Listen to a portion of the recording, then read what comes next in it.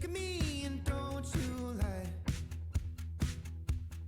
I could be your sacrifice, but don't you hold your head up high. For bullshit, I do not have time. I could be an old tattoo to remind me when I get bad news that I do not exist to die, but live to die while saving you.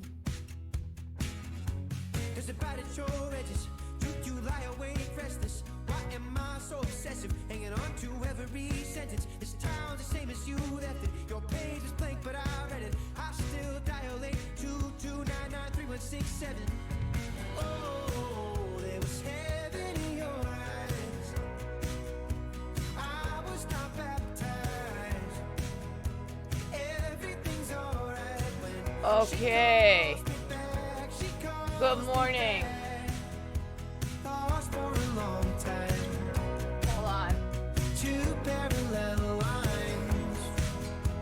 Everything's alright when she calls me back. She calls me back. Okay. Hello. Good morning, everybody. Oh, God.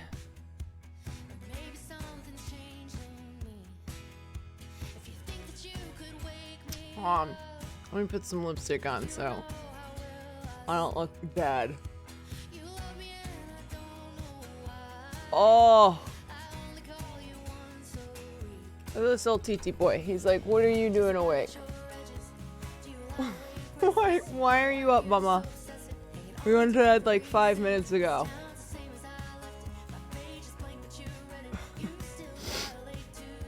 Oh, I woke up and I had this really wonky eye. Like one of my eyes was just bigger. I don't know if you can. I tried to cover it up with makeup. I am not a morning person. I think it's okay. No joke, one of my eyelids was like 10 times bigger than the other one. Our Sephora preteen. There we go. Okay.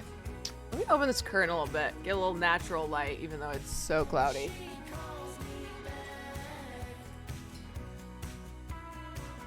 Okay. Oh, that didn't really do anything. All right. Okay. Good luck on your drug test today.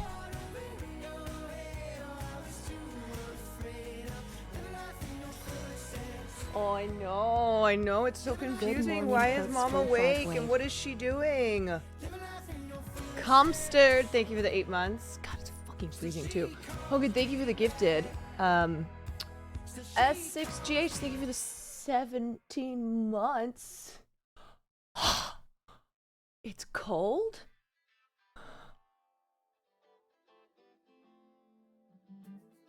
I'm the color of ice. It's LA cold. It's LA cold. Hold on. Check my thermostat. Now I'm alone, I pray for rain to come. Take me away. Excellent.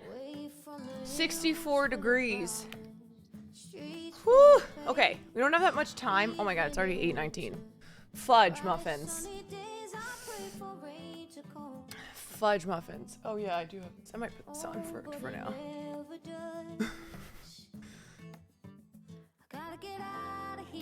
Here we go. Okay. Holy shit, you're up early. I fucking know. I know.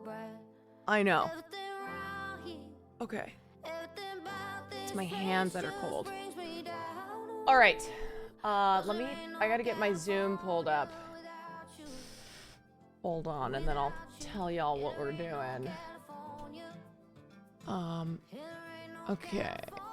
I can't remember. How did I do this last time? I think I just did. Yeah. I think I turned this camera off and I just had my Zoom camera. But anyway, good morning, folks. Good morning. Good morning, good morning, or wherever the hell you are. Good afternoon. Good evening. Airbosu, thank you for the tier 1. Hey, yeah. Teresa, Queen of the Morning Light. That's right. I'm a morning girly now. I'm not. No, I'm just, that's a lie. That's a bold-faced lie. But the reason that I am going live early is because I am going to be talking to I'm going to be talking to Kat TENBARGE. She is a tech and culture reporter, and she writes a lot about influencers who are bad, who have done bad things. She also writes about deep fakes, and she just recently wrote a piece yesterday about the Taylor Swift deepfake situation. And so I reached out to her. We are mutuals. And I said, do you want to come on stream and talk about this? And she was like, yes, absolutely. And then I was like, I stream at 5, but I'm also amenable and can do the morning if that's better for you. And she was like, yes, morning would be great. That's that East Coast and people who have jobs that are not streaming.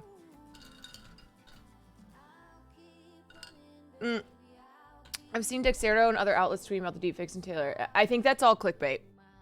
I think I was looking into it last night because I was, well, the reason that I actually got in bed at like 12, which is really early for me because I usually go to bed at 4 a.m. And I went to bed. I got in bed at 12, but then I was like, I wanted to prep for this interview, and I've talked about deepfakes before, especially after the deepfake situation with Twitch streamers, and so I was just like doing a bunch of research, and then next thing I knew, it was like 3 a.m. I was like, fuck. I get up 4. That is incredible. You are a morning gym person. I would rather die. Okay. But yeah, I wrote a bunch of notes and I feel like I can't even see anything right now. I can't even read anything right now. So anyway, let's take a look at Kat's piece so I can just give you an idea of what we're going to be discussing. Yes, I am up early, and I am not a morning person, but I'm here to do a special conversation because I'm trying to do more of these on stream. And I just gotta get up whenever I gotta get up. But anyway, okay, we're supposed to chat at like 8:30, so let me get started on this. So yesterday, or Wednesday, because today is Friday. Yes, happy Friday, everybody. Wednesday, what happened was non-consensual, sexually explicit deepfakes of Taylor Swift went viral on Twitter, amassing over 27 million views and more than 260,000 likes in 19 hours before the account that posted the image was suspended. Or the images. Deepfakes portraying Swift nude and in sexual scenarios continue to proliferate on X, including reposts of the viral deepfake images. You want to know what fucking sucks? When I was doing some research last night, and I typed Taylor Swift, like, deepfake porn situation, half of the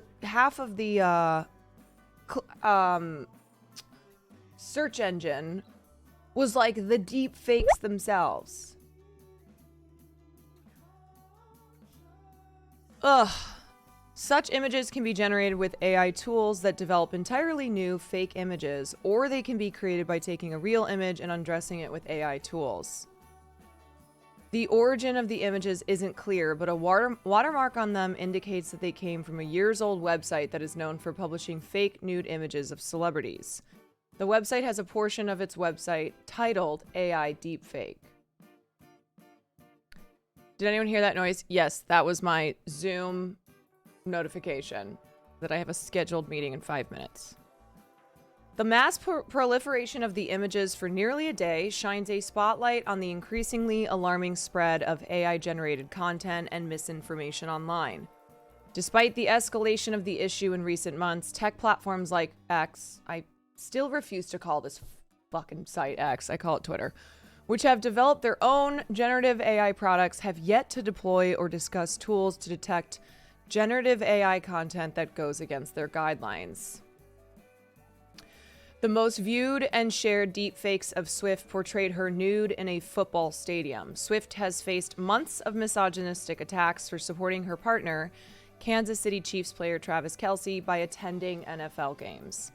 Swift acknowledged the backlash during an interview with Time, saying, "I have no awareness of it if I'm being shown too much and pissing off a few dads, Brads, and Chads." Oh, yes, she is. She's pissing off a lot of dads, a lot of Brads, a lot of Chads. X didn't immediately respond to a request for comment. A representative for Swift declined to comment on the record. X has banned manipulated media that could cause harm to against specific people, but has repeatedly been slow or failed to address the issue of sexually explicit deepfakes on the platform. In early January, a 17-year-old Marvel star spoke out about finding sexually explicit deepfakes of herself on X and not being able to remove them. 17 years old. As of Thursday, NBC News was able to find such content on X, and in June 2023, an NBC News report found non-consensual sexually explicit deepfakes of TikTok stars circulating on the platform. So this is not just that, like, these deepfakes are out there. There's pretty much deepfakes of, like, every single famous woman, politician, actress, singer, whatever. It's that they're on X, they're on Twitter, and Twitter isn't proactive in getting them removed, even when they've been reported. After X was contacted for comment, only some of the material was removed. According to some of Swift's fans, Swift and X weren't the ones responsible for taking down the most prominent images of the artist. It was the result of a mass reporting campaign. The Swifties unionized on X. After Taylor Swift AI trended on X, her fans began flooding the hashtag with positive posts about her. According to an analysis performed by Blackbird AI, a firm that works to protect organizations from narrative-driven online attacks using AI technology, Protect Taylor Swift also began trending on Thursday. This was like hundreds of thousands of Swifties who organized on the platform. One of the people who took credit for the reporting campaign shared 2 screenshots with NBC News of notifications she received from X showing that her reports resulted in 2 accounts that shared Swift deepfakes being suspended for breaking X's abusive behavior rule. The woman who shared the screenshots, who exchanged direct messages on the condition of anonymity, said she's been increasingly disturbed by recent consequences of AI deepfake technology on everyday women and girls. They don't take our suffering seriously, so now it's in our hands to mass report these people and get them suspended. The woman who reported the Swift deepfakes wrote in a direct message. In the U.S., dozens of high school girls have reported being victimized by deepfakes. There is no current federal U.S. law concerning the creation and spread of non-consensual sexually explicit deepfakes. Representative Joe Morell, Democrat in New York, who introduced a bill in May 2023 that would criminalize non-consensual sexually explicit deepfakes at the federal level, posted on X about the Swift deepfakes, writing, "Yet another example of the destruction that deepfakes cause." The bill has not moved forward since it was introduced, despite a prominent teen deepfake victim rallying behind it in early January. Carrie Goldberg, a lawyer who has represented victims of deepfakes and other forms of non-consensual sexually explicit material for more than a decade, said even tech companies and platforms that have rules against deepfakes failed to prevent them from being posted online and spreading rapidly by way of their services. Most human beings don't have millions of fans who will go to bat for them if they've been victimized. Even those platforms that do have deepfake policies, they're not great at enforcing them, or especially if content has spread very quickly. It becomes the typical whack-a-mole scenario. Sorry, I'm just trying to get through this piece ASAP because I'm supposed to jump on Zoom. Just as technology is creating the problem, it's also the obvious solution. AI on these platforms can identify these images and remove them. If there's a single image that's proliferating, that image can be watermarked and identified as well. So there's no excuse. Okay, I need to just grab some. I'll be ready in a few. 91 Toph, thank you for the raid. Let me grab some water. Oh.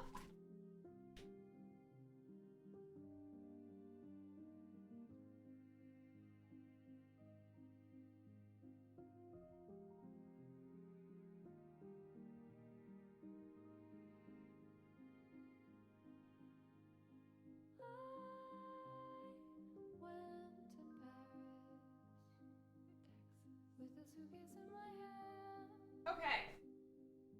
All right. Whew. Okay, let me pull up my... Let me pull up my Zoom. Okay.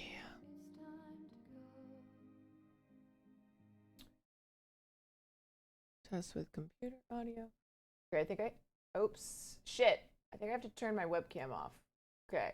Let's see if this works. Start video. Fuck. Wait.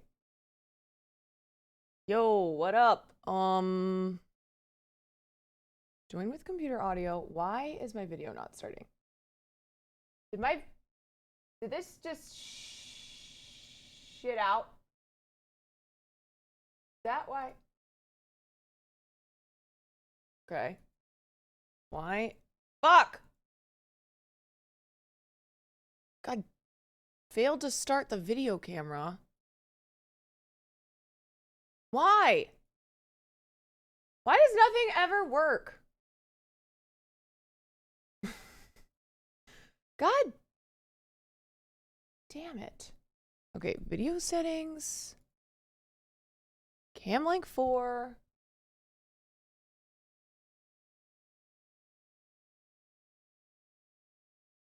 Nothing? No. Okay. Okay. Okay. Maybe I need to put on... I might have to do my webcam. I think my camera just does not want to connect. Whenever I have to... What? Try this? Fudge. Yes, I'm getting there. Hold on. Elgato face cam. Okay. That worked. It just looks start video. Okay. All right. My webcam is working. Excellent. Excellent. Okay. All right. Hold on 1 second. Okay. Here I am. Oh my God. Okay. Wow.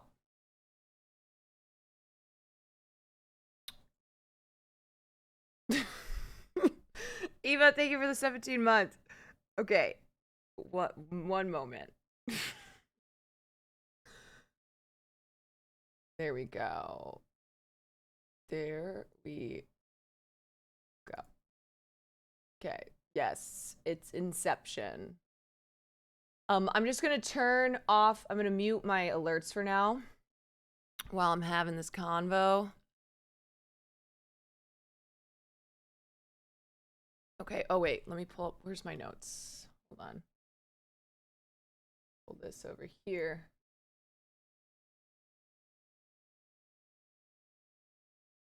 Oh. Okay.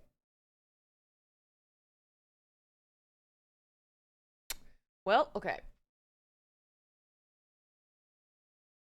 Ooh, God, my hair looks... This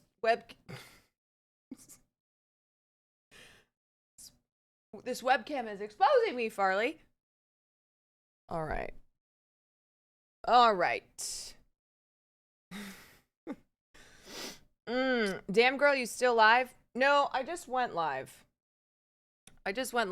So we can so I can have this little conversation. Is the room mirrored? It does. I don't like that it's like, how do I do this? Hold on. Properties. I don't like that it flips my camera. Invert? No. Oops, I didn't mean to do that. No invert. Transform. Filters.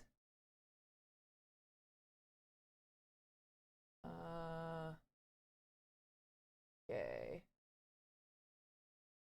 I know. It's strange. Maybe I go screen capture? No, that's not it. How the fuck do I invert my... Okay, transform. Flip.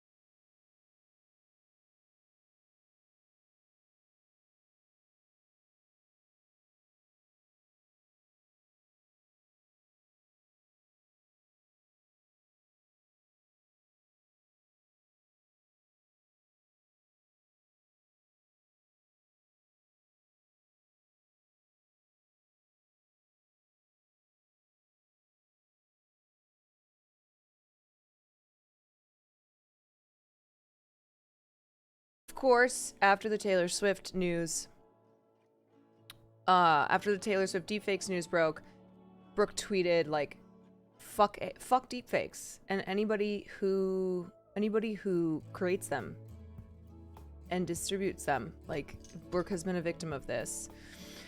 And the replies to her tweet of saying, like, we don't consent to this and this is gross. The replies were not surprising at all. But again, it's like just an example of how you can't even express how disgusting deepfake porn is, and how it's not, you know, how when you don't consent to it, it is a violation without having the worst people on planet Earth replying to you and just, you know, proving the point of the abuse and harassment that women face all the time. Ugh. But yeah. Yeah. Aoric, thank you for the 3 months.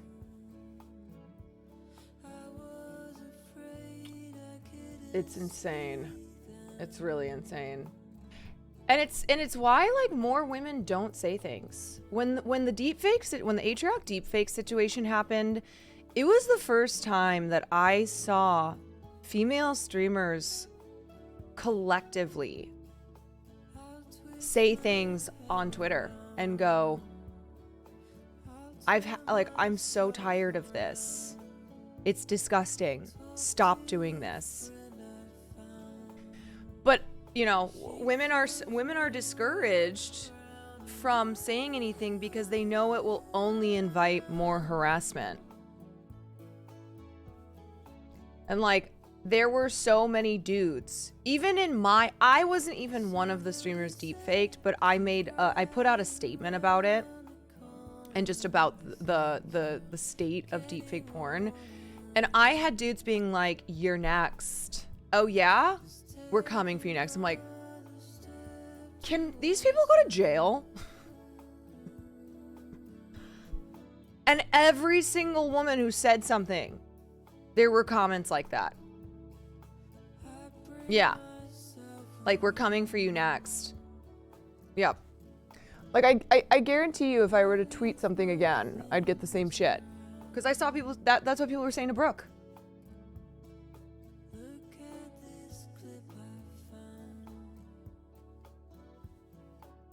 It's disgusting. Yeah. And I think something I'm going to talk to Kat about is like, how do we combat this? No, she's wrapping up a call, so we'll just keep chatting. Ready when you are. How do we combat this? And I think it's a combination, and one factor is early education.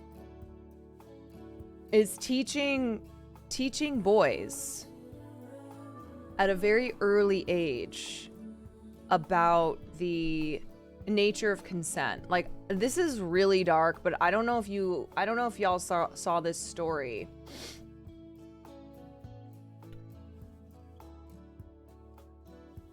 I don't know if you saw the story of this 14-year-old girl, Mia Janin.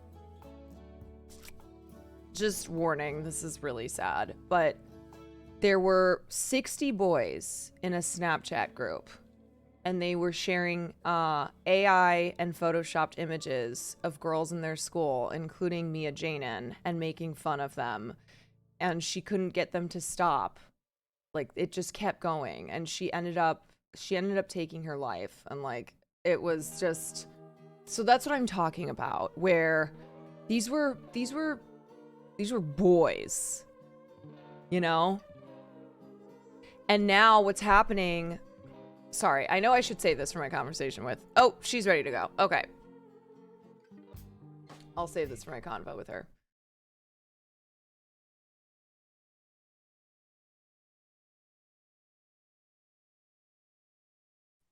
All right. Oh, hi. How's it going? Good morning. Good morning. How are you? I'm good. I was just telling my chat. They know I'm not a morning person, but I'm excited to have this conversation with you. So I got my ass up. I definitely feel that. I am not a morning person either. So I appreciate Really? that. Okay, that makes me feel better. But I was like, you are on the East Coast and you also have a much more normal schedule than probably someone like me who's now a Twitch streamer, and it's whatever goes. Yep. Anything goes. Makes sense. You are New York based, correct? Yes, I am. Okay. All right. How's the weather there? It's getting better. It was really bad last week. It was freezing, and now we're kind of getting back to bearable temperatures. Okay. Yeah. See, I'm in LA, and it's a very LA thing to complain when the weather dips below 60. We're like, it's freezing. What is this? Winter. I would do the same thing. Wherever Yeah. I am, it's like I'm always finding a way to complain about the weather. So Yeah. And I'm from the Midwest. Like, I remember Yep. the tundra. Yep. I remember like taking the train at 8 in the morning, it being so cold that you would just start crying and then it would freeze on your face. But you move to the West Yes. Coast and you acclimate so quickly that Yep. you Were you in forget about that. Chicago? Mm-hmm. Nice. Yeah. I grew up in Ohio. Oh, okay. A Yeah. Midwesterner. Yep. Fellow Midwesterner. Anyway, chat, this is Kat. This is Kat TENBARGE is how you say your last name, Yep. right? Kat That's TENBARGE. right. She is a tech and culture reporter for NBC News. And I have her here today to talk about the Taylor Swift deepfake porn situation, as well as like the general state of deepfakes in general. I know you've written about this multiple times because I think you wrote about it when it happened with Twitch streamers, right? Yes. Yes. Yeah. Okay.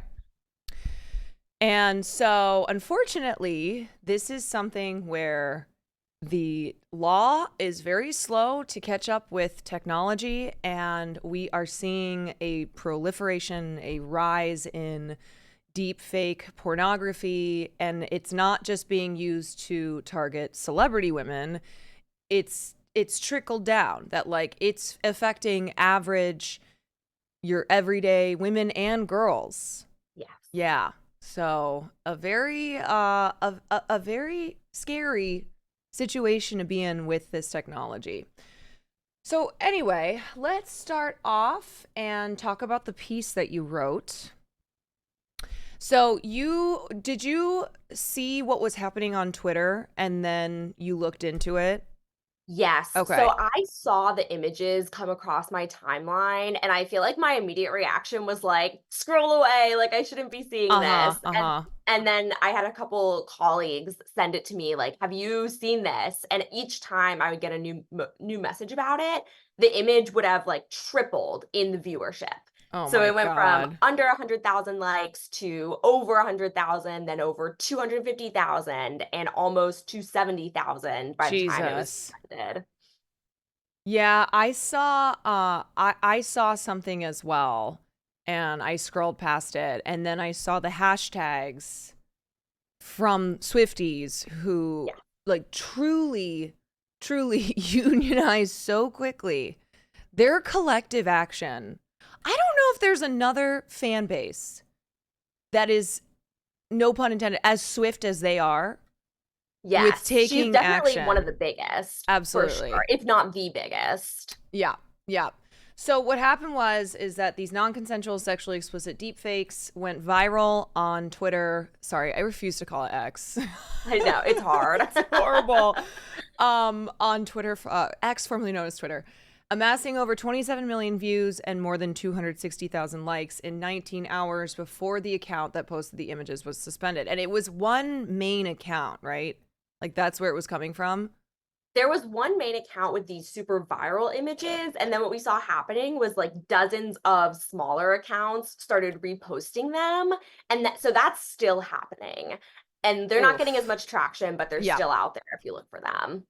Now, why is it that Swifties had to do this? Like, why is X, formerly known as Twitter, not doing anything? Like, they're not taking action on these deepfakes. And the crazy thing is that the technology used to create them can also more easily be used to detect them, like to have some type of auto detect system where it identifies them and then temporarily takes them down, you know, in case it's like not actually something bad, if it's not like a non-consensual explicit image and it's just like an AI image. But they should still be like using the same technology that's being used to create them to also monitor and flag these posts. Absolutely. There are like a plethora of different technological solutions, many using AI that could be used to sort of combat this issue. So one thing, for example, if they truly cared, they could make a watermark of each of these viral Taylor Swift images and ensure that it's never possible to be re-uploaded again. That's one thing that they could do. Like you said, they could use AI detection systems, and similar detection systems are not perfect, but can at least flag with a high probability whether an image is AI generated, as well as whether an image is sexually explicit. Mm-hmm. So they could use these probabilistic tools in order to identify them and proactively take them off the platform.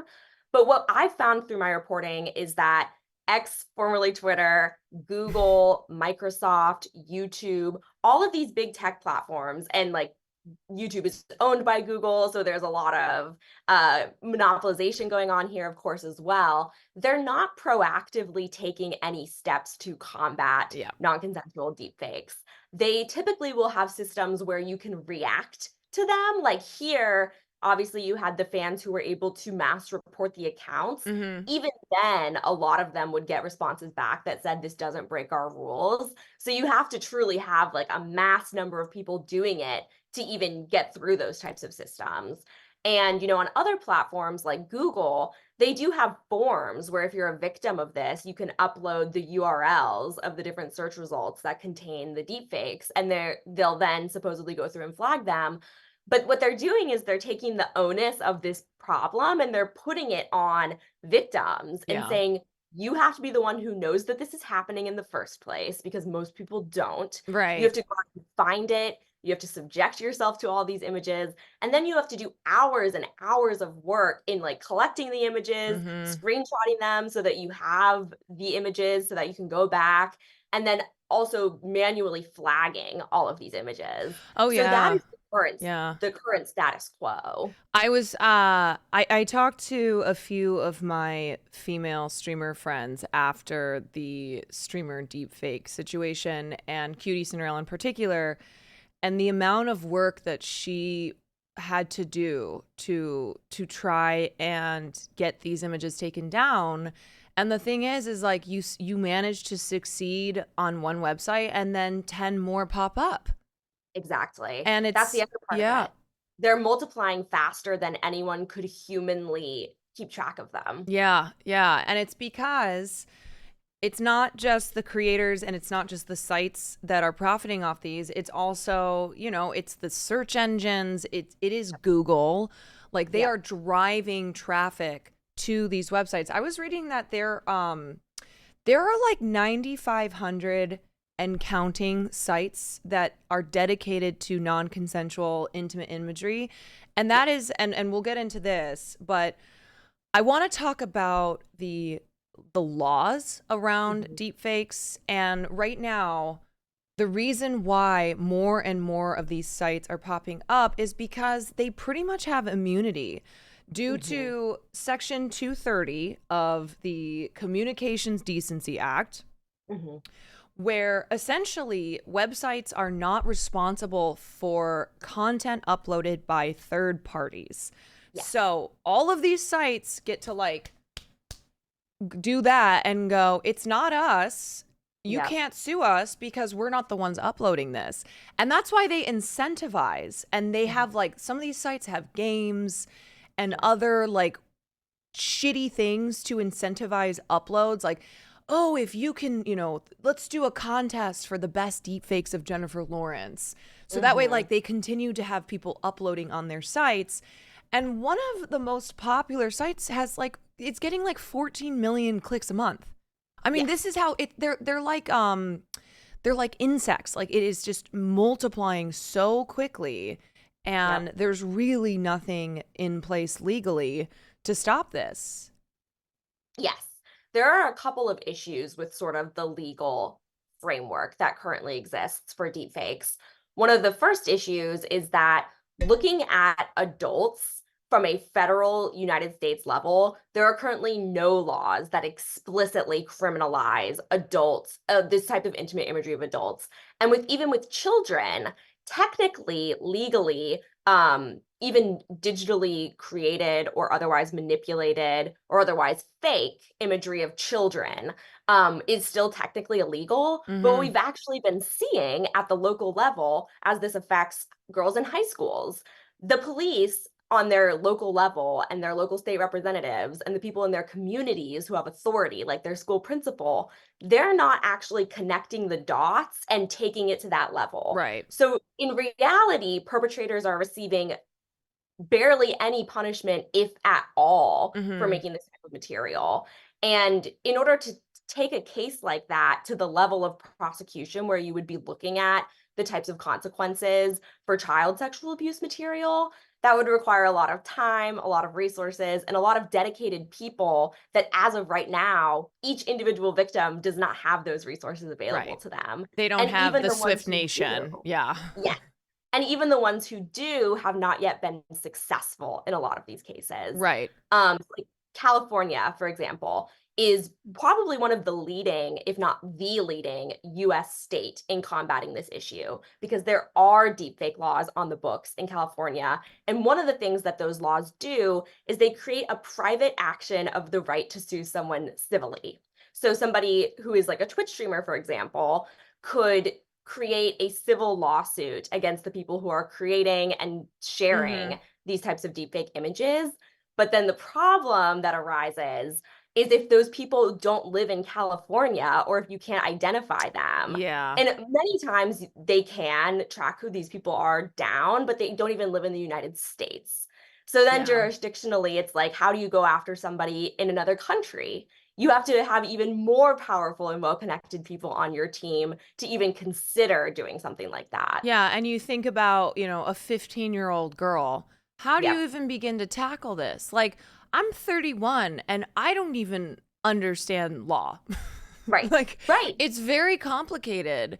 Yes. And you do need to have resources in order to do this because the laws that exist.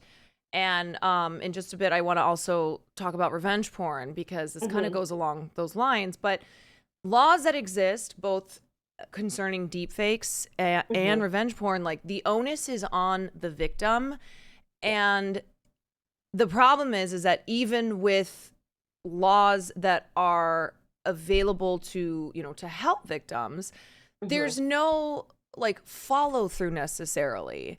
Right. And there's so many problems along the way because police departments or, the FBI, like they just aren't like they're not concerned. It's not a priority for them to handle these Mhm. cases for multiple reasons.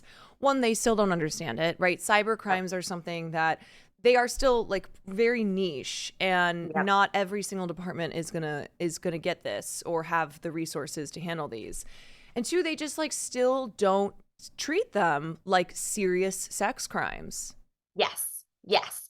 And it's very disturbing, but even when you look at sort of how local police departments and authority figures treat physical sex crimes, Mm-hmm. even there Mm-hmm. is enormous work to be done because the average victim of this type of crime, whether it's digital, whether it's physical, or whether it's both, going to the police is not necessarily going to result in anything successful. It can even result in re-traumatizing the Mm-hmm. victim because they're often met with a really cruel attitude, and they're often met with victim blaming questions, victim blaming logic. So every step of the way, regardless of whether the sex crime is physical, digital, both, it generally speaking, most victims don't find success. Yeah. And so when we look at why the deepfake issue hasn't been combated, it makes more sense when you think about it as just yet another failure in the long line of failures in Right. addressing and combating all types of sexual crime. Right.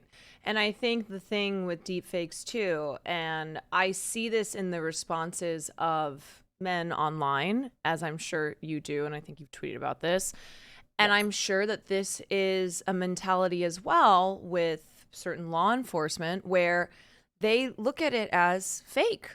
Like Yes. it's not real, so how can it really harm you?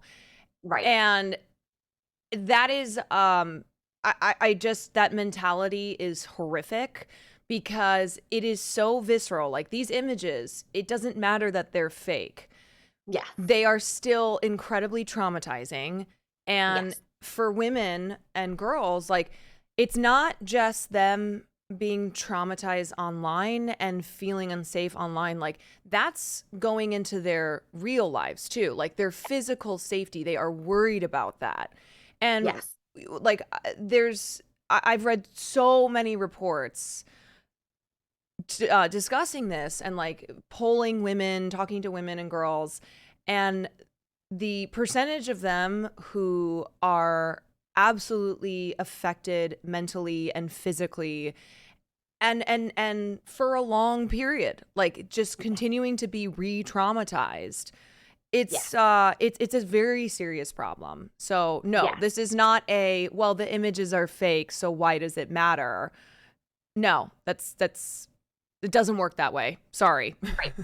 In terms of looking at how it psychologically affects victims, it's almost easier or more comparable to compare the situation to if the images were actually authentic, Yeah. because a lot of the psychological and social consequences are the same. Yes. Part of the problem, and we see this in a lot of different communities, especially, when a deepfake affects like an average woman, like for example, when a deepfake affects a college student, when you look at that college campus as like a community, the authority figures in that community and your peers in that community, they may not have any idea that the material is inauthentic. Right. So they may be treating you and they may be treating the consequences of this material as if it is real. They may not know the difference. And then on a personal level, your brain doesn't necessarily know the difference. You're Mm-hmm. seeing these Mm-hmm. images and you're feeling the same psychological consequences as if, before deepfake technology evolved to this point, another really similar type of non-consensual intimate imagery would be people would put, and they still do this, people put hidden cameras in public restrooms and changing rooms, and they would get footage of women this way. And it's kind of similar in that that material may be authentic, but the same sort of thing is happening here, where all of a sudden you're being exposed to imagery of yourself that was created, obtained, and shared and spread without your knowledge or consent. So Yeah. it's really not that dissimilar. And the attitude being perpetuated is deeply misogynistic. It's the same Yeah. attitude. Oh yeah. The consequences are deeply misogynistic. They're the same consequences.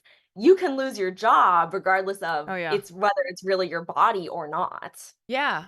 I mean, there are just it feels like it's common sense as to why these images would be so devastating, you know.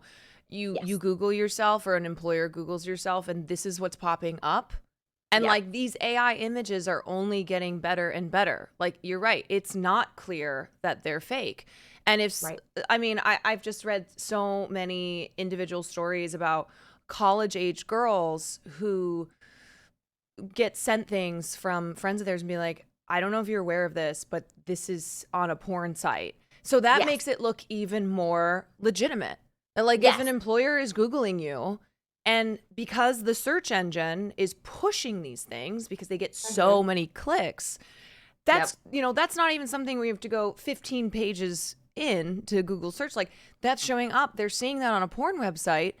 It's Yep. legitimizing it. And either way, like, it's enough to just taint them, because now they've seen they've seen these images of you. Yes. Yes. And that's another big part of it as well, is like, even if your boss or your professor knows that these images are fake, it could still impact their perception of you, because in Absolutely. their brain, they're still picturing you naked. They're still picturing you engaged in a sexual act. This could change how they treat you in your school, Yeah. in your workplace. The Yeah. consequences, yet again, are the same. Yeah. And what I want to clarify too for people in here is that, of course, men and women are affected by deep fakes, but this is an issue that disproportionately, I mean, of course, because it's just, it's just more online abuse and harassment, which we already know affects women disproportionately, but it affects women disproportionately, women and girls, Yes. to the degree that, like, it's almost the entirety of it. And when it comes to just deep fakes in general, sexually explicit, pornographic images and videos is like 96% or something like that. So almost the entirety of deep fakes that are out there are sexually explicit, and they're non-consensual. Yes. And a lot of times, like even from really well-meaning people, the response that I see to like this staggering gender disparity is like, well, men wouldn't like it if we did this to them, or like, what if we did this to men? And part of the problem with that is it all comes back to this idea of misogyny, because men's bodies being sexualized does not affect them on a social level Right. in the same way that it does women. Men probably wouldn't be fired for, a deep fake circulating of them. But with women, the likelihood of, being fired, of being viewed differently by superiors and authority figures, it's a much bigger problem for women. So Yes. even if we did make a lot of deep fakes of men, which I don't think people should do because Right. it's harmful to Right. individuals regardless, it still wouldn't have the same social effect. Right. And I think I think like regarding online abuse and harassment, how it is majorly targeted towards women. I was reading about this effect that Amnesty International coined, the silencing effect, of how more and more women and girls are terrified to participate in public forums because of not only having to experience abuse and harassment online just existing, but if they were to voice their opinion on anything that would piss some man off on the internet, they're opening themselves up to that more. And so because of this, they're being discouraged from participating. And it's even just, and then it's like bleeding into real life where they are discouraged from running for public office, discouraged from being journalists. Like it's not just, I'm afraid to tweet something or I'm afraid to say something on Facebook. It is also like, I am terrified to enter this profession where it seems like I'm going to be subjected to that tenfold because of the nature of those jobs. Yes, exactly. And ultimately what this is accomplishing is a form of discrimination against women and girls. This chilling effect and this fear that's being instilled in women and girls to exist and to thrive in public is a form of discrimination. And so that's another reason why this is such a deeply gendered issue, is because men and boys aren't developing this same fear. It's only affecting women and girls because the social consequences would only fall on women and girls. Men don't have to worry about their bad or controversial opinion resulting in them being sexually exploited and abused. Oh, yeah. Another aspect of this that I find really troubling is that a lot of so-called experts and just people on the internet will say, if you're so worried about this, then private your social media account and don't use your real face and don't put pictures of yourself on the internet. And that's doing the work of these misogynistic deepfake creators for them, because that is their end goal. Oh, yeah. Their end goal is to push women and girls out of public life. So Yes. to tell women, just don't put your face on the internet, you're basically just following the exact same logic of the perpetrators. And in addition to that, it's discriminatory. It's saying you can't be an actress, you can't be a public figure, you can't be a politician or a journalist because now you have to deal with this. Right. So Like, instead we of will do this to you. Yeah. Exactly. Mhm. So the solution cannot involve, asking women and girls to change their behavior, because it won't work, I know. and it's also discriminatory. And then the other part of why it won't work is what we see on college campuses and now in high school classrooms, which is that the perpetrators are boys and men who are physically near them. It's people who they actually know in real life. Oh, And so it doesn't matter if they put their picture on the internet, because they could take a picture of them in the hallway and yeah. achieve the same results. Yeah, I mean, the thing with deep fake technology now is that once upon a time it took hundreds of images of a person's face to create a convincing deep fake, and you did need like you needed at least decent computer processing power, I would say even significant, and then also programming knowledge. But now it like it's one or two images and Yes. anybody can do it. They have literal apps on your phone to create deepfakes. You just need like one photo and you can make it in a matter of minutes. So this is why like average citizens, women and girls, are now targeted because of the ease of this technology. And so and it is scary that like the people who are doing this to to average folks are the ones who are in their lives, which Yeah. is really scary because then if this happens to you, you don't know who did it. Right. It's like that layer on top of it of like, Yes. who was this? Was it Yes. my friend? Like, was it my friend? Yep. Was it my teacher? Exactly. Like, who knows?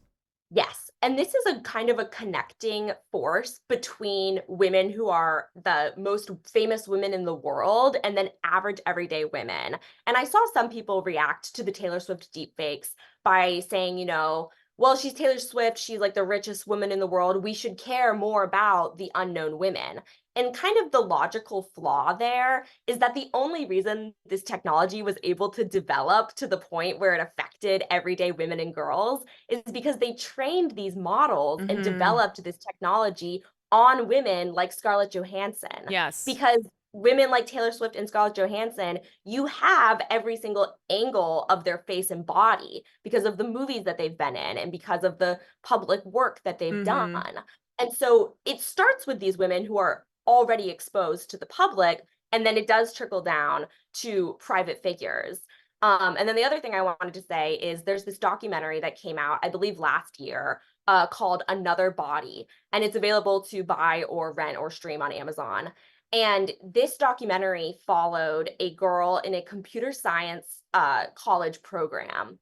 And all of the women in this computer science program were deepfaked. And the film follows them as they figure out who the perpetrator was. And so, right off the bat, computer science programs are male dominated and sexist environments. Mm-hmm. And what they eventually found is that the perpetrator was one of their male classmates. So in that case, you have someone using this technology to literally discriminate against women, to literally oppress an already marginalized group of women who are Mm-hmm. competing with these men. Right. And the same guy who they determined to most likely be the perpetrator, he was making technology to do this to ASMR artists on YouTube who had millions of subscribers. So it's the same people. Uh-huh. And now the end of the documentary shows that this guy is working in the professional AI space to develop AI technology. So it's very interconnected. Yeah. And it really is a great connecting force between women who are the most privileged and women who are significantly less privileged. Yeah. And also in regards to Taylor Swift, like don't dismiss this at all. Like no one should dismiss this because we need people like Taylor Swift to try and bring visibility to this issue. And like if there's one thing the Swifties and Taylor Swift will do, it's something like that. Yes. It's speaking out about this violation and this non-consensual sexual imagery that is so deeply misogynistic, especially because the images were of Taylor Swift in the football stadium, and there's been Yes. so much misogyny already from her dating Travis Kelce and showing up to these football games. So like now we've reached this point where Yes. it's not that like it's the first time Taylor Swift has been deepfaked, Mhm. but it was the fact that these images were garnering millions of views on X and the platform was not doing anything to take them down. So Yes. this is like this is why the laws that we need have to target creators, but also platforms, websites, anywhere where these images are staying up and they are generating revenue from all of the clicks, from all of the traffic, and therefore are, not incentivized to take them down. Exactly. It would be logistically impossible to identify and attempt to prosecute every single perpetrator of this type of deepfake imagery because there are so many globally people who are engaging in this. The bigger issue, and I think the only way to actually address this at scope, is to go after the platforms who are hosting it, the tools that are being used to make it, and then the search engines that are servicing this content to the most people. Mm-hmm. Something I wanted to mention too is like I after the creator, the female creator deepfake situation, I had tweeted, like I put out a statement, and a lot of my female streamer friends did as well. And one of the common responses was dudes on Twitter saying, "You're next. Like, we're coming after you next." And so in this way, it is a form of control, which we discussed, as a way to like put women in their place and to terrify them into, seeking out public facing positions. But it also like felt very much so like revenge porn. And so I want to talk about that. I want to talk about the links between deepfakes and revenge porn. And there is more legislation around revenge porn. We do have a federal law now that was a part of the reauthorization of the or the Violence Against Women Act. But it still is like deepfakes, revenge porn, which is older than deepfakes, is there's still so much gray area, and it is still on the victim, because at the federal level, like basically they can file a lawsuit against someone who has distributed these images. But again, you have Section 230 protecting these companies, and it also doesn't cover the threats of dissemination. Yes, and it can't retroactively change the trauma that you endured as a victim of this type of thing. And it can't retroactively stop your family, friends, and community members from seeing the material. By the time the law, intercepts this problem, the damage in a lot of cases has already been done. And now you have someone who's in a position of already being victimized, seeking justice, instead of having, proactive means of trying to discourage this behavior and stop it from happening in the first place. And stop it from being spread and shared so widely in the first place. With the, Taylor Swift is a perfect example of this phenomenon as well, and how the element of revenge is key. Because a lot of times, similar to physical sexual crimes, people still mistakenly view sexual appeal as the driving factor behind this type of behavior. But in reality, the biggest motivating factor is actually entitlement and exploitation. And so with Taylor Swift, earlier in this past decade, I think probably a decade ago, you had the incident where intimate imagery was non-consensually leaked from lots of different celebrity women. And as that was going on, people were trying to hack into Taylor Swift's iCloud, and she tweeted something along the lines of like, good luck trying to find my nudes because they don't even exist. Yes. Yep. And this is kind of, And so what we see today is sort of an extension of that mentality of people wanted to humiliate her. It wasn't just about sexual pleasure. It was about sexual domination and using sexual humiliation and exposure as a tool of discrimination and oppression. And that's what deepfakes are. Because if this was about visualizing things in your head, we wouldn't be having this conversation.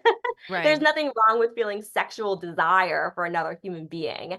The problem is, in the creation and the dissemination of these images, you're not fantasizing about somebody, you're exploiting them and you're humiliating them. And so that is the ultimate core purpose of this practice. And it fits in with the threats coming from men on Twitter who are saying, you're going to be next. We're going to do this to you next. They're very open and clear about what their real intentions are. Oh yeah, they completely spell it out. Where the point of this is to control, to demean, and to put you in your place. And for female streamers who have more social capital than, these guys online, they see this as a perfect way to humiliate them and to like put them below these men, because they they look at the women, the female streamers, and it is their way of exerting power over them. Yes. And I think it's so notable that when I look at the public figures who are women, who are the most frequently targeted with deepfakes, they fall into a lot of different categories, but some of the ones that stick out to me are women who are in the video game space Oh yeah. and women who are in superhero movies and women who are in the political field. These are male dominated spheres of public life.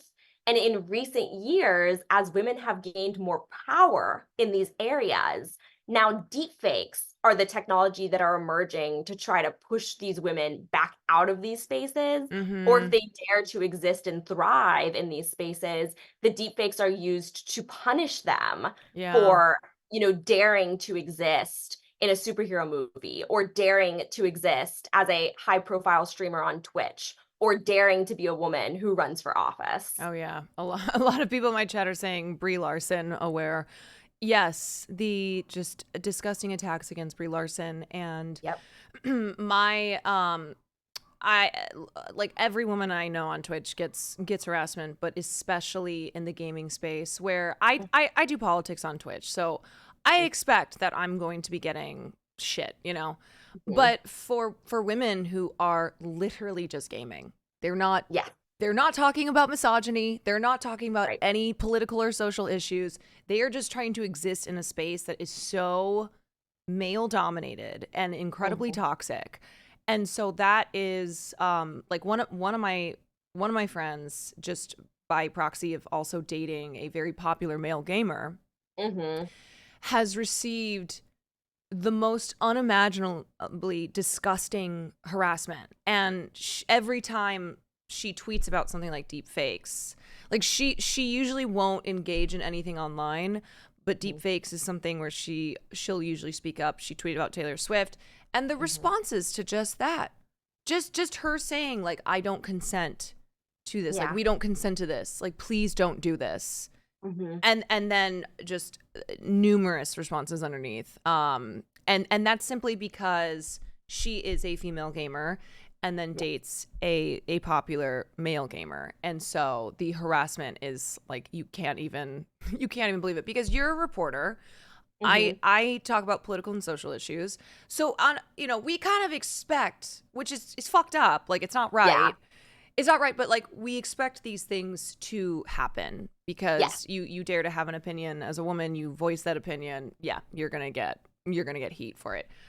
But to like literally just exist and try to be online and still have to deal with this is, I mean, it's disgusting.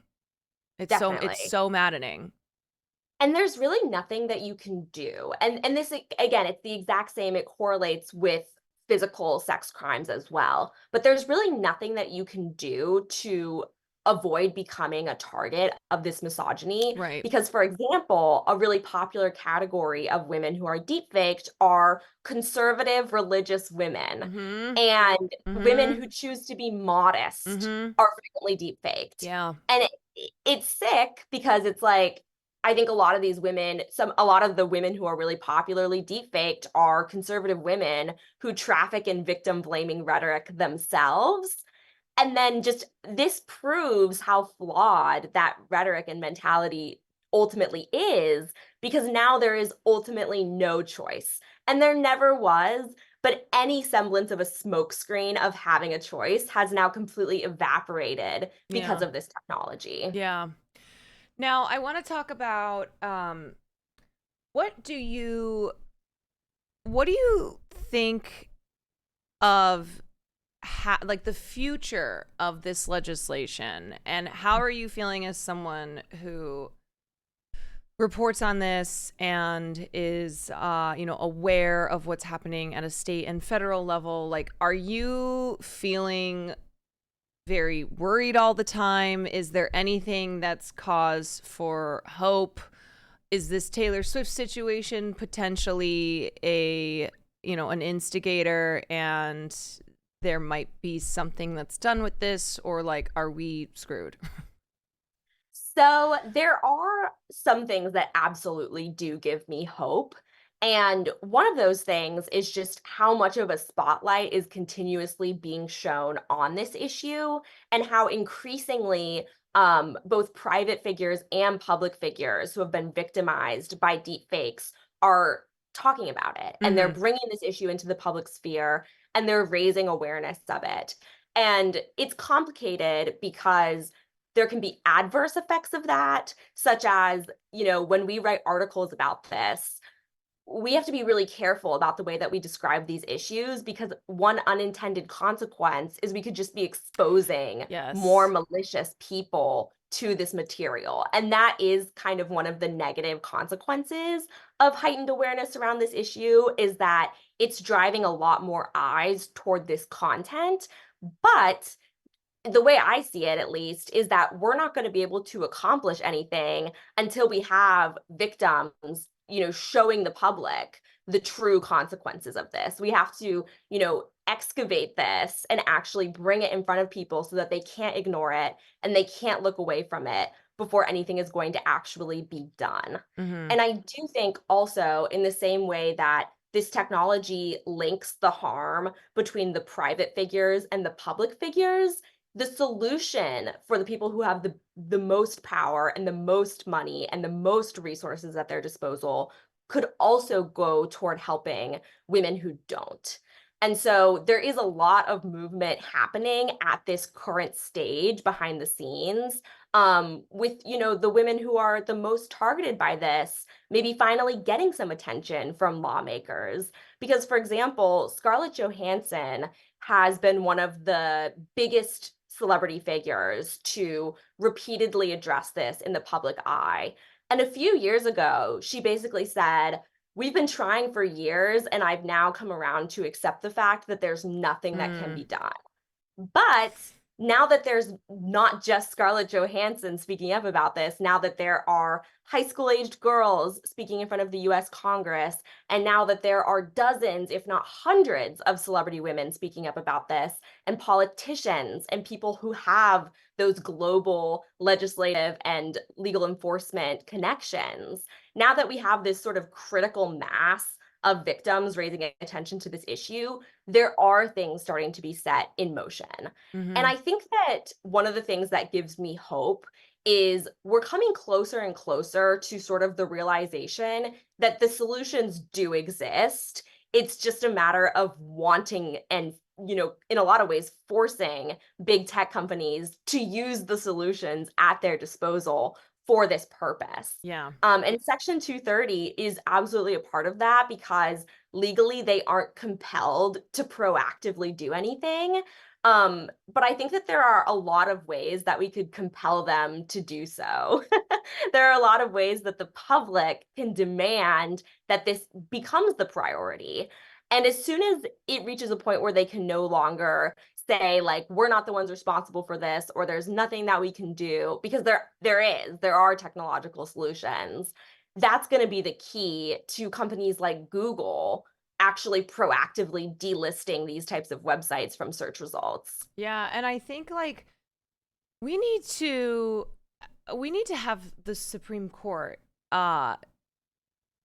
fix the interpretation of Section 230 of the Communications Decency Act, or, like, they need to go back in and fix the language of this law, which was not intended, of course, to be abused by these websites to, provide immunity against liability for content like deepfakes and revenge porn, like, being posted on these sites.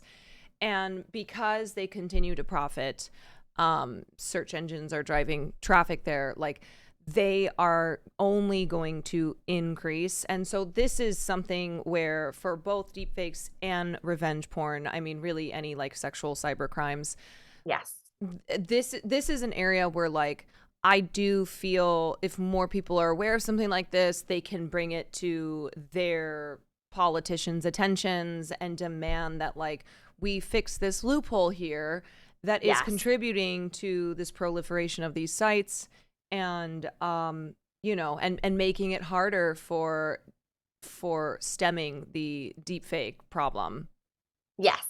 Yeah, a lot of times I've had feedback from people who are understandably really concerned about the prospect of an internet that isn't guided by something like Section 230 because, there are pieces of legislation on the books and there are groups and people who want to use kind of this moment and these types of concerns to push a vision of the internet that is highly censored and would continue to harm women in a lot of ways.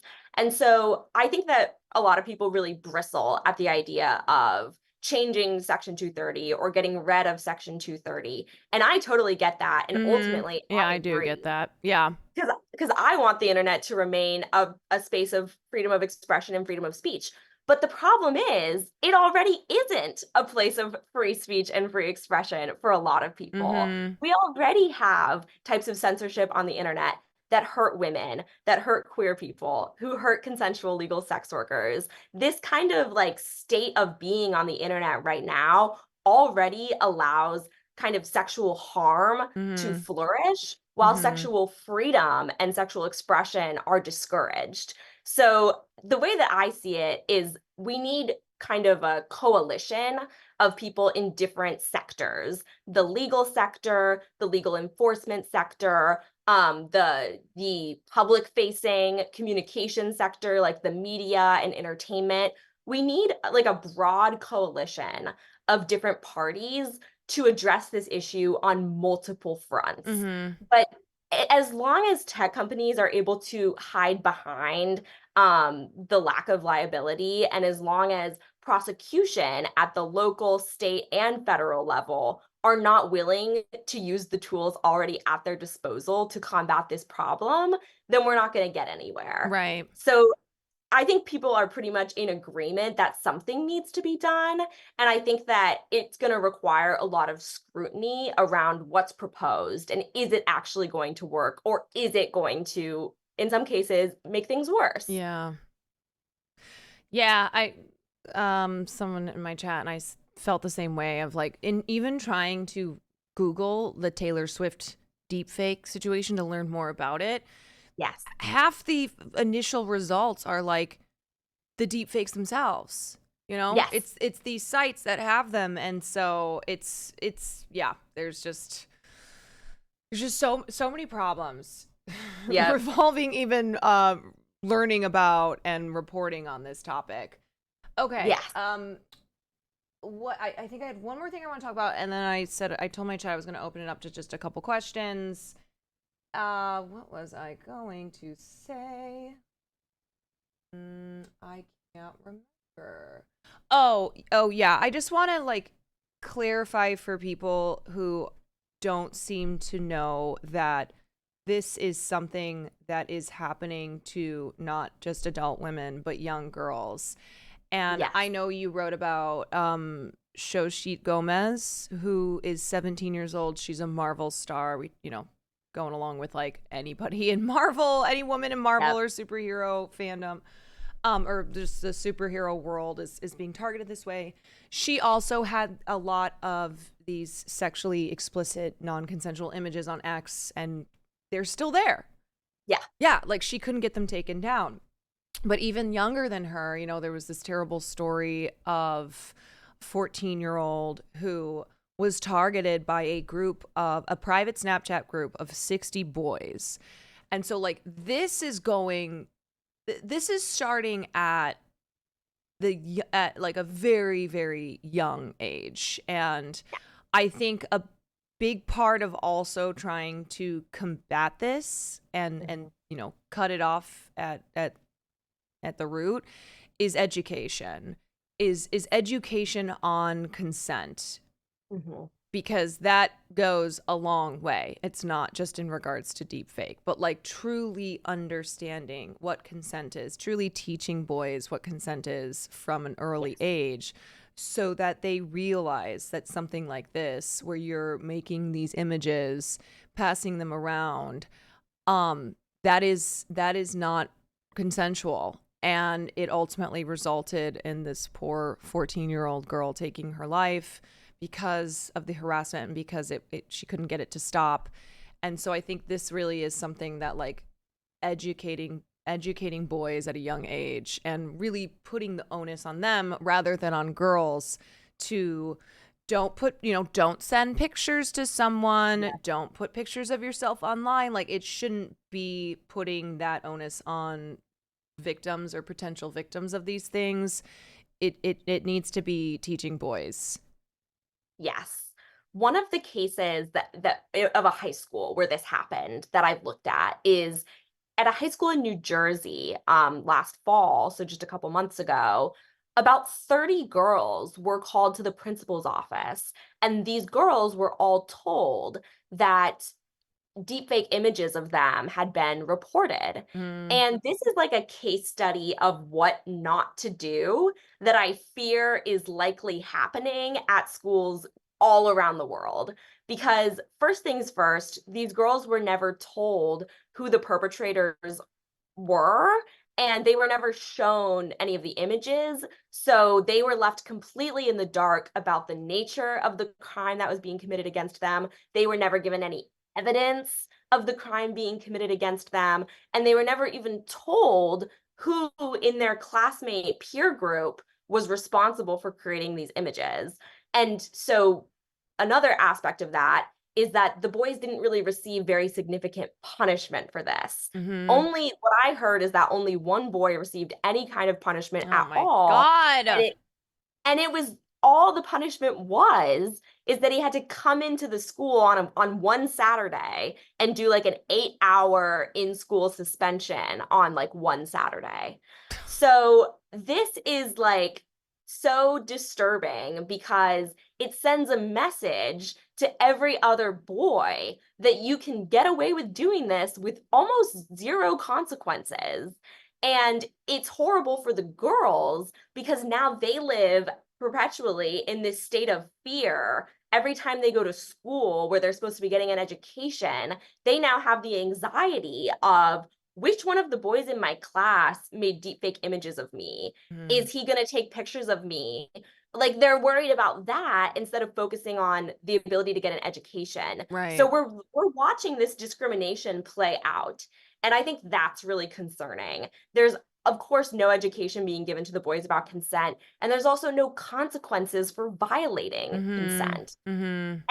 And so that's just, I think, a perfect encapsulation of everything that's wrong with this issue. And the school administration is really at fault here because they tried to essentially, like, their instinct was to destroy the images, which I understand that, but they did nothing to actually, keep evidence to be able to address this problem any further. Yeah. And the girls don't actually know, nor do they have any security in knowing that if the images were really destroyed or not, because they could still be circulating. Yeah. So this is kind of showing how the problem is being combated at these really small scale levels and how it creates much bigger, broader societal issues.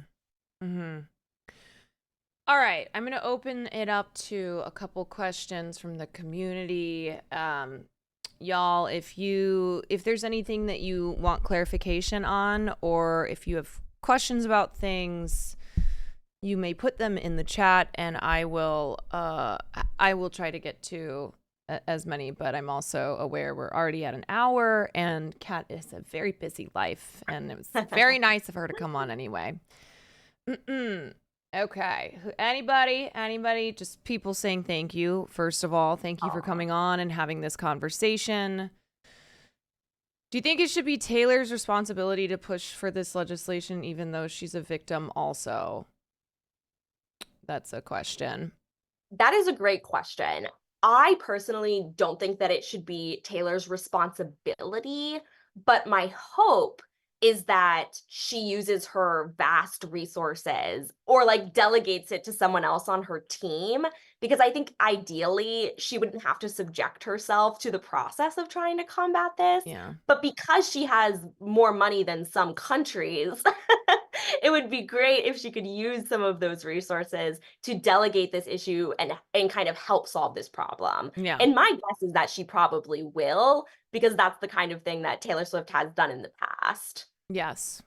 That's why, I hate this happening to anyone, but for this to happen to Taylor Swift, to have the power of the Swifties and of Taylor herself, you know, I do feel hopeful that like there can be progress that comes from this. Okay. Can you ask Kat if there's any feminist legal scholars who have spent their career trying to get laws enacted to prevent these types of things? So this might be someone who's looking for more resources or, you know, further experts to turn to on this matter. Yeah.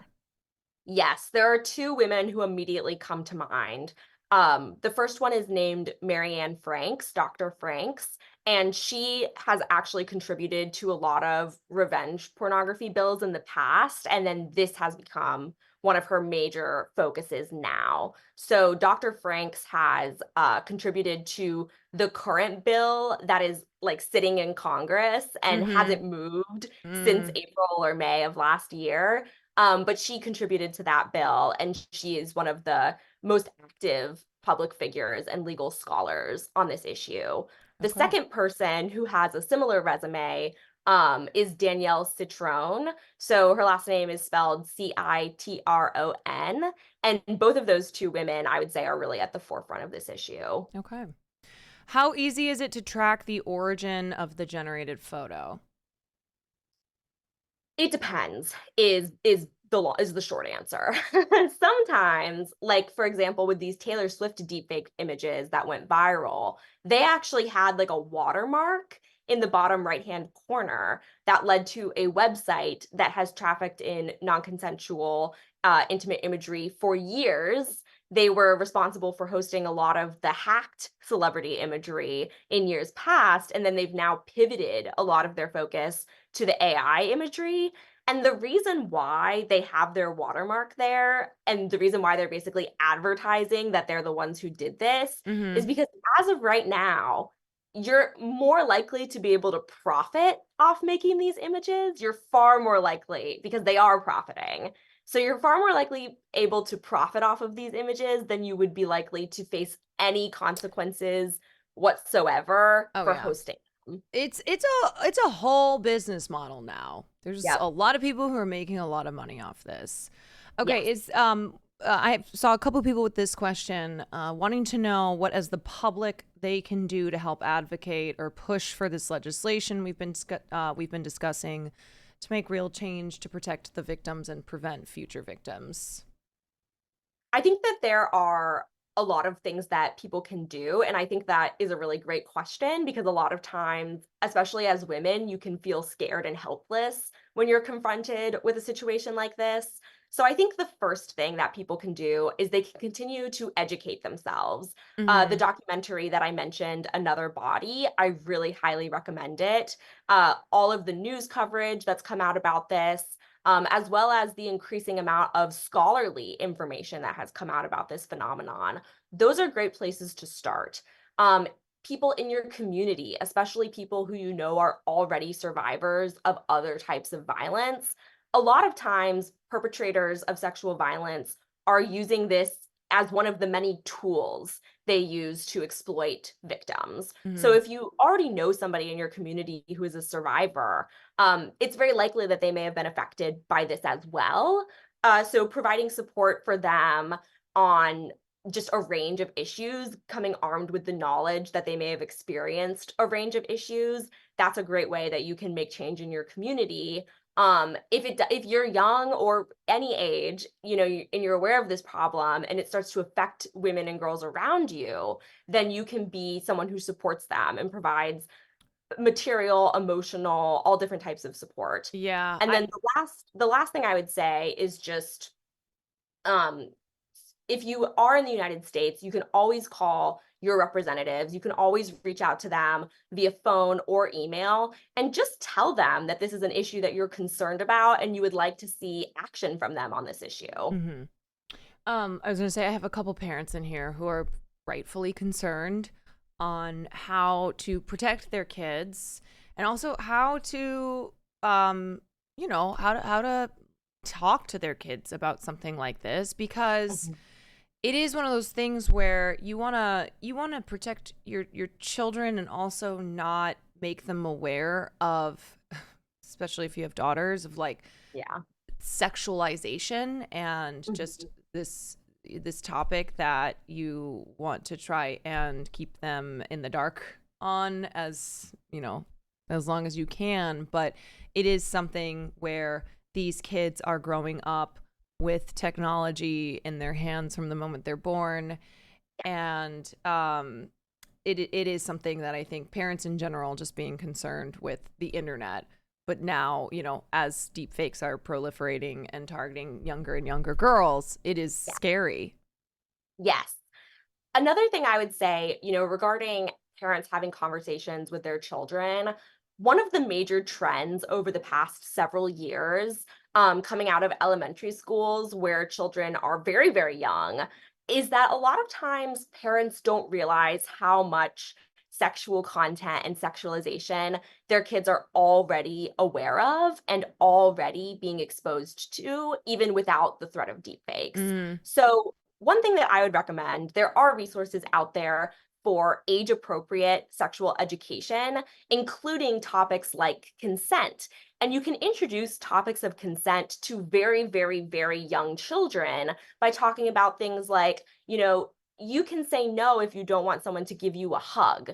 If you're not comfortable being touched, that's a boundary that you can create for yourself. And you can start having those conversations pretty much as soon as the child is of preschool age, is when those types of topics can be introduced. Yeah. So, as parents, I would look into age appropriate, comprehensive sexual education resources.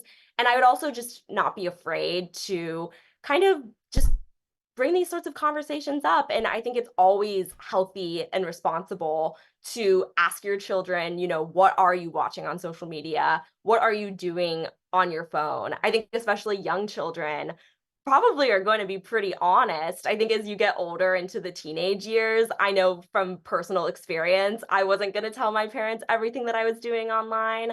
But especially because this issue has affected very, very young children, I think it's just good to keep a relationship of open communication and trust. Yeah. Yeah, absolutely. Okay. I'm gonna do two more. Someone wants to know, is it out of line for thinking that making deepfake porn of someone without their consent should get you put on the sex offender registry? Like, I feel that jail time. So I think this question relates to, like, how should we classify these offenders, and like, how should we criminalize them? You know, is this a misdemeanor? Is this a felony? And like, for people who are making deep fakes of children, you know, should they be put on sex offender registry? So like, there's just a lot of questions circulating around this, you know, type of legal classification.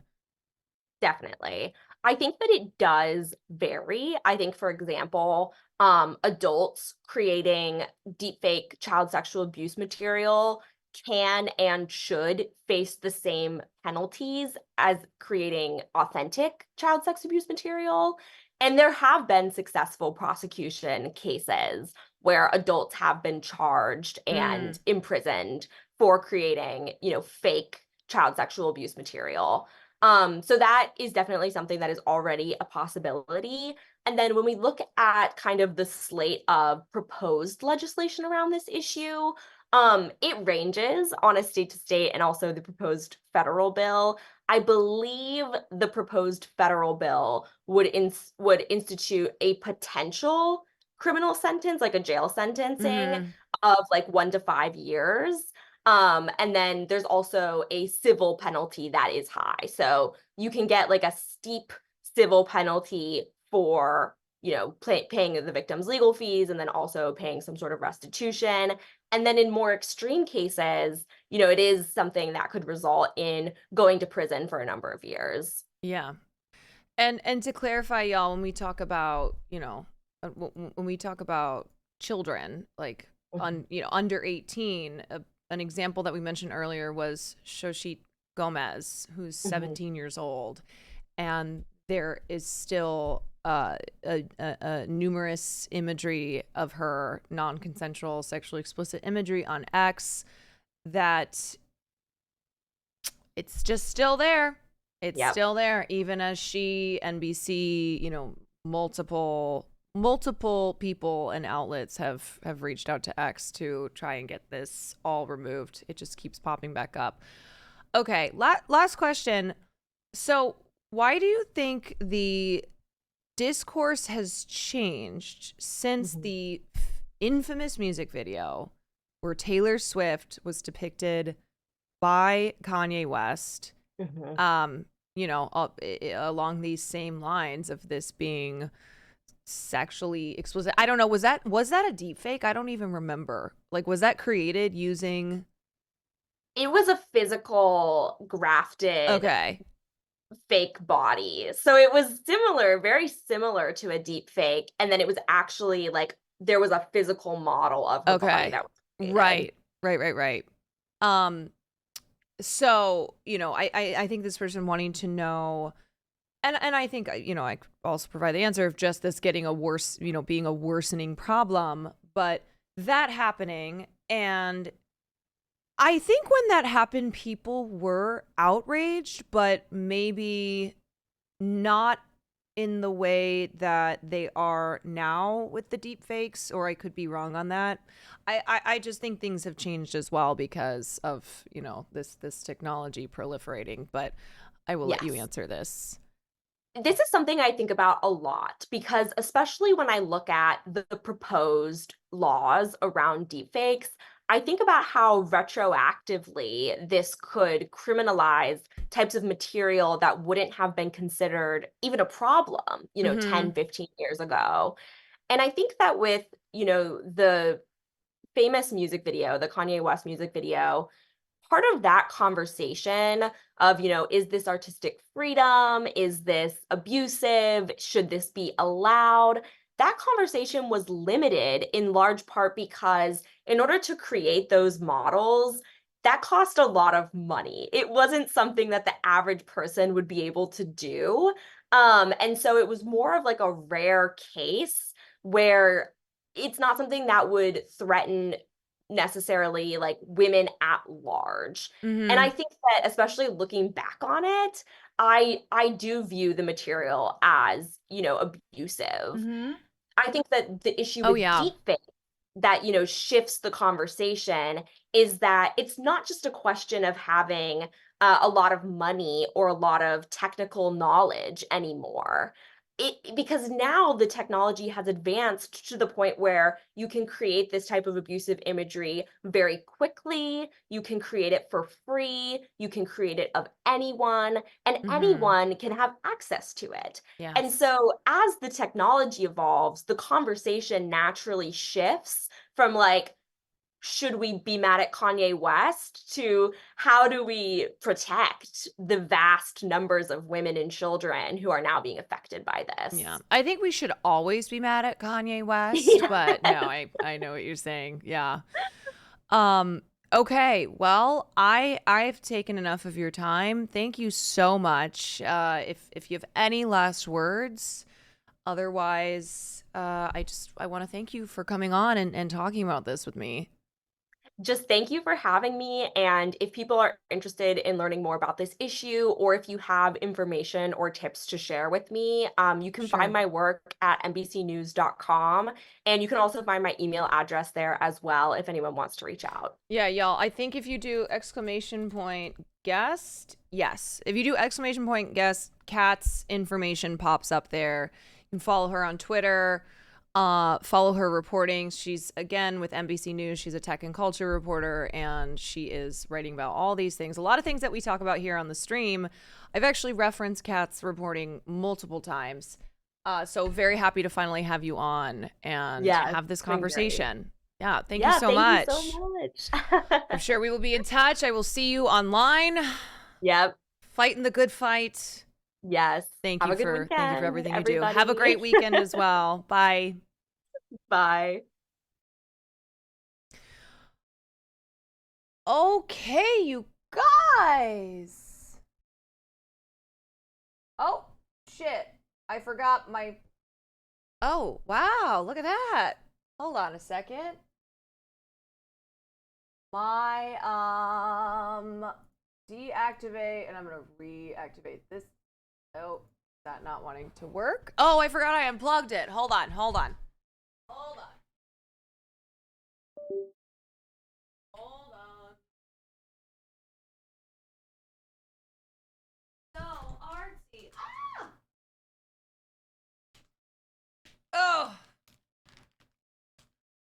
wait, oh, wait a minute, Mr. Postman. Okay, let me see if this is... Deactivate that. And now reactivate. There we go. Okay, God, that camera is so much nicer. So, sorry, I had to use my webcam because for some reason, whenever I try to do any video calls or anything whatsoever, it just does not work with my... Does not work with that. Look at how much nicer that looks, though.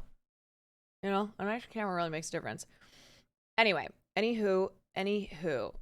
Great discussion. How are you feeling on so early? I am tired. Anonymous, thank you for the gifteds. Sorry, y'all, if I had to turn my alerts down. Hogan, thank you for the gifted sub as well.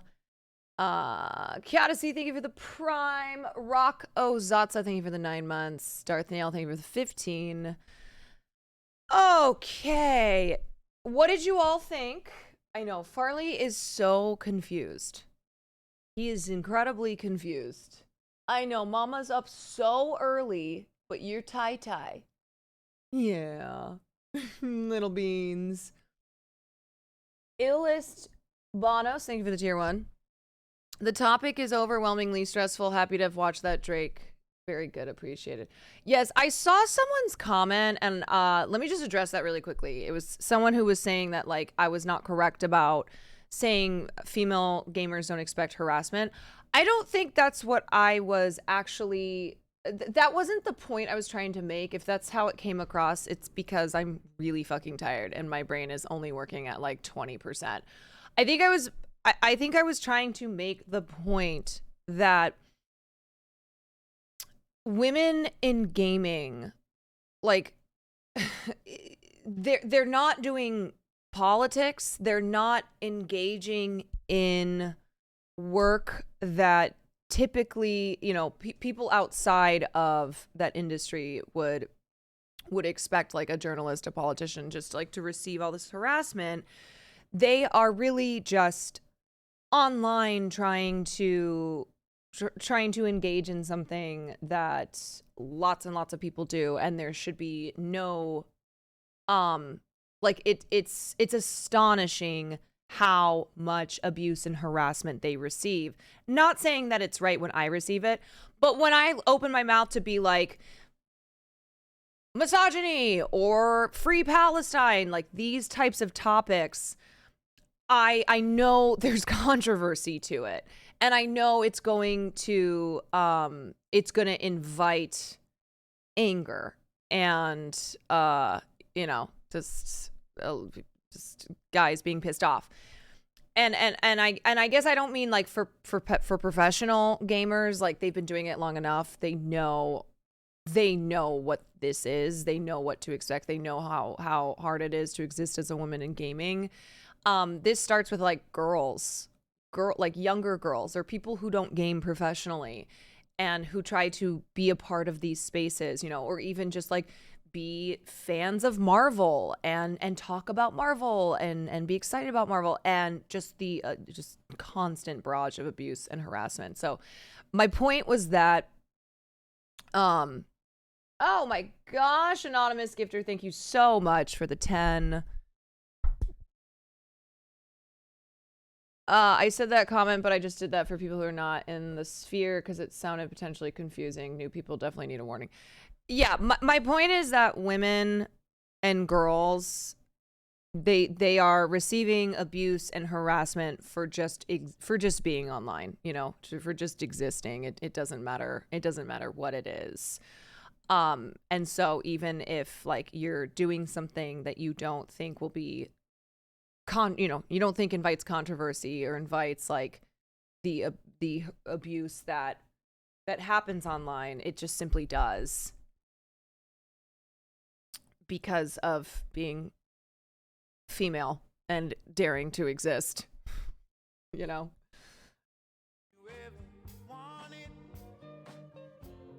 Being really good at Valorant shouldn't get the same reaction as someone discussing the genocide in Palestine. Yeah, and I want to be clear that like I'm not justifying the hate that I receive or the hate that Kat receives. Like, it's very fucked up, it's very wrong.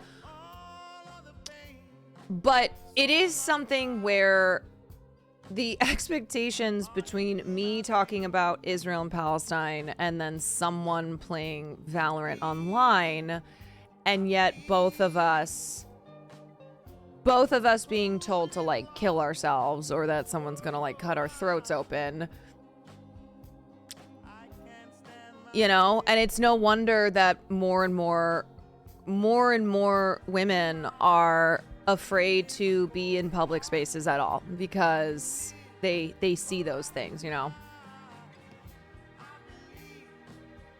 Dracula, thank you. Oh, Farley's eating his little foot. Thank you for the gifted sub. Quan love Quan P. Anyway, I hope y'all enjoy that conversation. I'm glad to have been able to do that, even if it meant getting my ass up early. Zyron Blue, thank you for the 16 months. Even if it meant getting up early, I like having these conversations on stream, even though out of the corner of my eye, I did see some troublemakers. I saw some little trolls, okay? Or also more dangerous than trolls, people who don't think that this is a problem, like truly don't think it's a problem because it's fake. Like that's what I discussed with Kat. This idea that, oh, these images aren't real, so they can't hurt you. It's not a problem. Like it's all fake. It was a great conversation. I really enjoy the fact that you bring experts and reporters on the stream. It's so beneficial. Yes, I'm trying to do that more and more. Have these convos on stream. The levels of hate are still wildly different. You got so much more hate than Wake did for saying literally the same things. It's wild. Oh, yeah. Oh, yeah. People like, I mean, I still on a daily basis have people calling me a terrorist. And Wake just, you know, yeah, he simply didn't have to deal with it in that same way. Glad to have an EU-friendly stream. Normally have to catch them the day after. Taking the opportunity to thank you for everything they do. Thank you so much, Diego. And, you know, I like doing these morning streams because I do get my EU people or I get my East Coasters. You know, people have the opportunity to, like, actually be in here live. As a woman in a male-dominated field, this is a great conversation. I appreciate you bringing this to more light.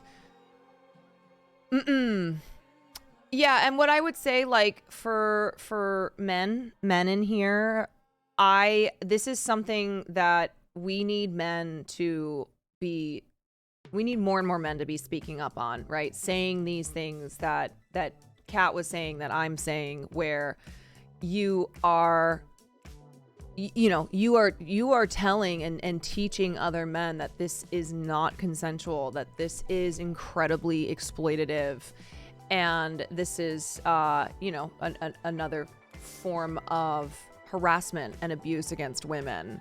So having men talk about, I mean, any issues that disproportionately affect women, but this one where, you know, what I will say is after the deepfake situation with the female streamers, I was pretty disappointed how few male streamers said anything.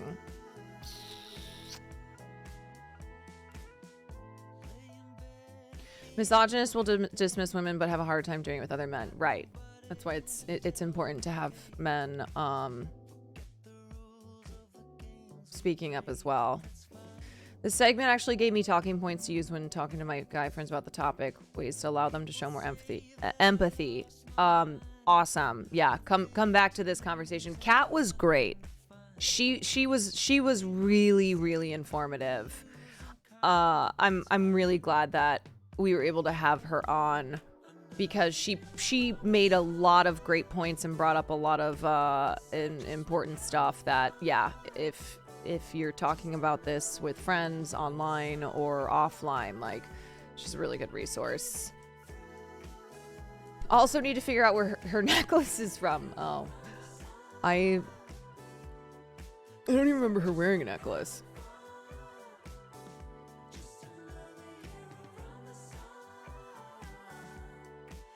Anyway, okay. Okay. Wish I could contribute more to it, but I'm also running on like 20% brain power. Yes. Yes. And I have something in my eye. What do you think about content like Amen Animations who make 3D models of streamers? It's not a deep fake and the videos are good natured, but it's still using someone's likeness. I'm okay with it. Like I'm perfectly fine with art that community members make of me, Will Farley. Obviously, as long as that art is appropriate, you know. I saw the deep fake. Not the deep fake. I saw, like, what was it? A drawing that someone made of Hassan. I will not be mentioning the details of it. Don't do that. Do not do that.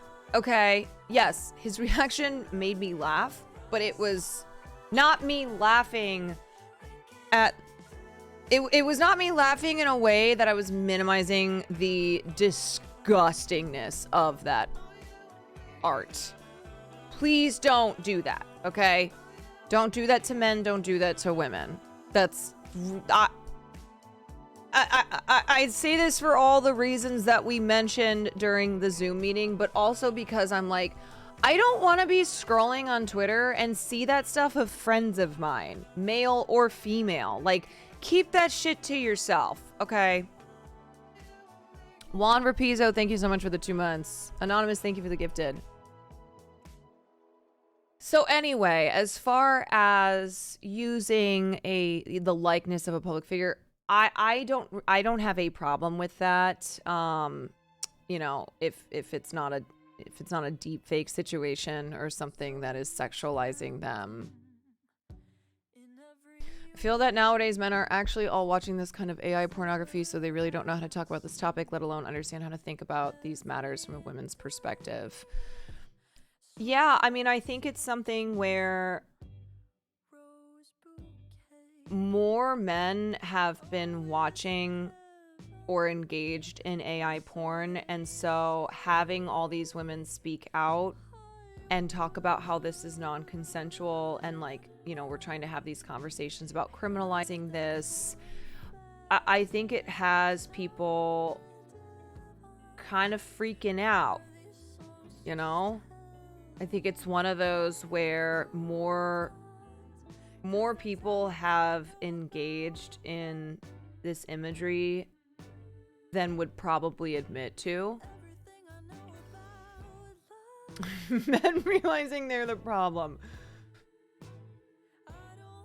Yeah. I even, look, I understand that there's a morbid curiosity to things, right? And that is the problem with reporting on this stuff. After the streamer deepfake situation, like, wasn't it Dexterdo or Jake Lucky who had included the link to this site, you know, worsening the situation? This is not a thing where you can justify your curiosity, or you can justify, like, oh, I'm looking at it, but I'm not, like, jacking off to it. I'm not, you know, I'm not abusing. I'm not part of the abuse here. It's like, no, simply don't be clicking on it. Don't add to the clicks. You don't need to see these things. And every single clip, it's just driving more traffic. It's more revenue.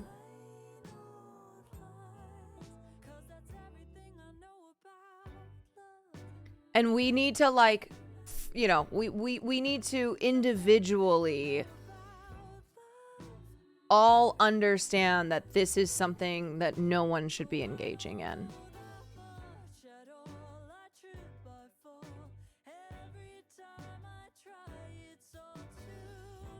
I can't speak on other men's consumption, but I found this gross. The absence of consent is disgusting and disturbing. Same reason Hassan mentioned being out off by JAV. I don't know what JAV is, but yeah, it's just there's simply being no consent to it, you know? Don't sexualize anybody without consent. All right, so I think I'm debating about. Ooh, my neck. I'm debating about streaming tonight. I just want to say thank you for everything you do. Oh, you're so welcome. Thanks for coming in here. I know Farley's so cute cuddled up here. I am there's a lot of other news going on that I want to cover, but I also kind of want to take a nap. So I think I might come back tonight, if that's cool. And we'll probably do just a little tiny bit of news and then just mostly fun stuff. I know I'm not even gonna go to sleep though, because I'm not a napper. I think I just I think I just want to lay in bed. Definitely not gonna. Just turn your brain off a bit. I know. This is my 9th stream in a row. I've been doing a lot of yapping. A lot of yapping. So, I'll probably return this evening with an emphasis on fun Friday night content. Okay. How do we feel about that?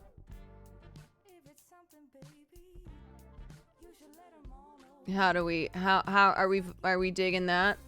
Go lay in silence. I'll just lay down fully clothed. F is for friends that do stuff together. U is for you and me. Did you watch True Detective episode 2? I did. I'm not sold on this season yet. Not yet.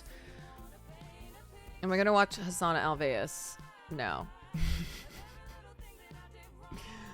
I am not. Is he live? Can we raid him? I don't think he's live yet.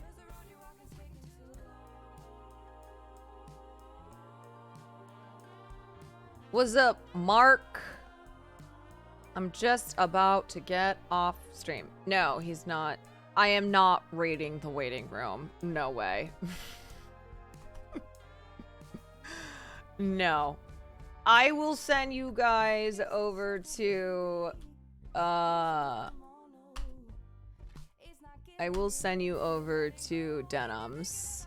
I'm gonna send you guys to Denims. Raid the waiting room. Y'all go watch something else. Don't sit in a waiting room. Sorry.